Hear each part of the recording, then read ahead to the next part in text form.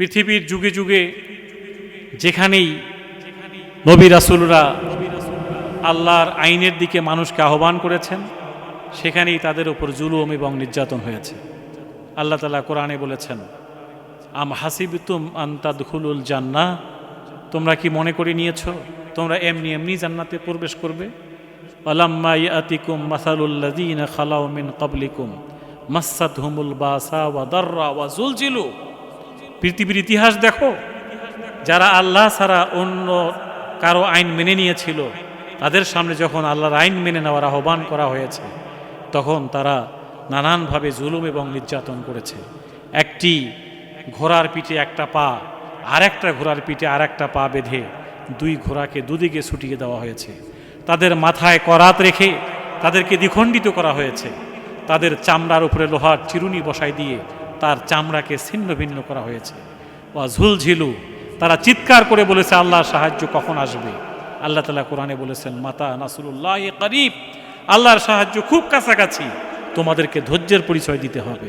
সম্মানিত ভাই সব, ইব্রাহিম আলাইহিস সালাম যখন তার জাতিকে বললেন, তোমরা আল্লাহ ছাড়া অন্য কারো আইন মেনে নিচ্ছ, অন্যের নিজের হাতে তৈরি করা আইন কানুন নিয়ে তোমরা চলাফেরা করছো, অথচ আল্লাহই তোমাদেরকে সৃষ্টি করলেন, তখন তারা তার ব্যাপারে কিভাবে ক্বালু ইবনু লাহু বুনিয়ানান ফাআলকুহু ফিল জাহিম, তারা রাষ্ট্রীয়ভাবে আইন পাশ করলো যে ইব্রাহিমকে ফাঁসির মঞ্চে দিয়ে দাও।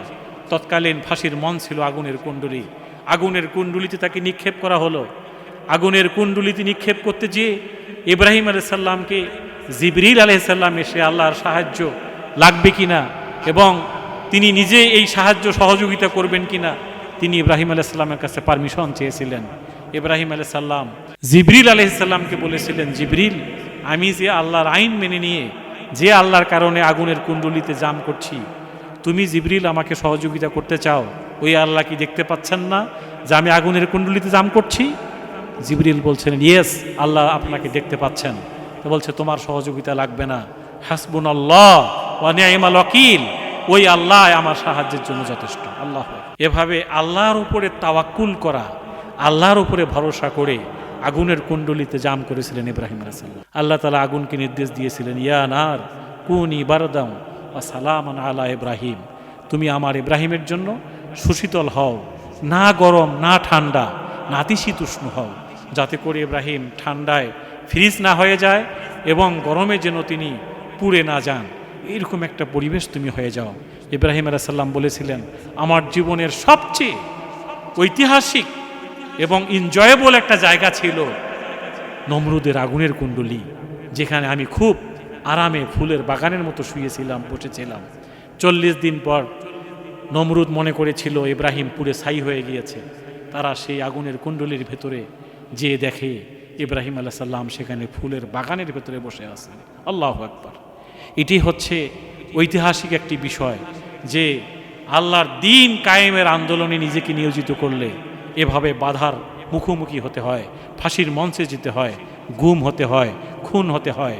কিন্তু এই গুম, খুন, ফাঁসির রশি, আগুনের কুণ্ডলী, সাগরের পানি, তরবারি, গুলি, এগুলো আল্লাহর হুকুম মেনে চলে।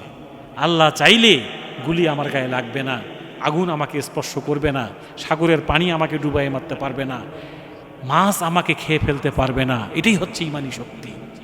এই শক্তির মোকাবেলায় ইব্রাহিম আলাইহিস সালাম যুগে যুগে, ইসমাইল আলাইহিস সালাম তাকে তরবারি কাটছে না, কিভাবে তিনি আগুনের তরবারির ভিতর থেকে বের হয়ে আসলেন, কিভাবে ইউনূস আলাইহিস সালাম মাছের পেট থেকে বের হয়ে আসলেন, কিভাবে ইব্রাহিম আলাইহিস সালাম আগুনের কুণ্ডলী থেকে বের হয়ে আসলেন, কিভাবে মুসা আলাইহিস সালাম সাগর পাড়ি দিয়ে বের হয়ে গেলেন। এটাই হচ্ছে ইমানের ঐতিহাসিক একটি অ্যাটিটিউড, একটি জানার বিষয় যে আল্লাহর আইনের উপরে টিকে থাকতে পারলে আল্লাহ তাআলা বলছেন, ফাস্তাকিম, তুমি এখানে ইস্তেকামাত থাকো। ইন্নাল্লাযীনা ক্বালু রাব্বুনাল্লাহ, যারা এইভাবে ডিক্লেয়ার দেয় যে আল্লাহ আমার রব, সুম্মাস্তাকামু, তার উপরে অটল অবিচল থাকতে পারে, আমি ফেরেশতা পাঠিয়ে তাদেরকে সুসংবাদ দিই। সুবহানাল্লাহ। একজন হাজী হিসাবে এই বিষয়টি আমাকে রাখতে হবে, আমি কি সেই ঈমানের ঘোষণা দিতে পেরেছি কিনা। আমার উপরে গুলি আসবে, আমার উপরে হত্যা হবে, খুন হবে, রাহাজানি হবে, জেল জুলুম হতে পারে, সব কিছুর মোকাবেলায় ধৈর্যের সাথে ময়দানে দাঁড়িয়ে থাকা। আল্লাহ তাআলা বললেন ফাআল কুহু ফিল জাহিম, তারা সিদ্ধান্ত নিল ইব্রাহিমকে আগুনের কুণ্ডলিতে ফেলাই দিবে। ফাআরাদু বিহি কাইদান, তারা অনেকগুলো ষড়যন্ত্র করলো, আমি সকল ষড়যন্ত্রের মোকাবেলায় ইব্রাহিম আলাইহিস সালামকে বিজয়ী করলাম। সুবহানাল্লাহ, আল্লাহু আকবার। ফাআরাদু বিহি কাইদান ফাজাআলনাহুমুল আসফালিন, আমি তাদের সকল ষড়যন্ত্র নস্যাৎ করে দিলাম।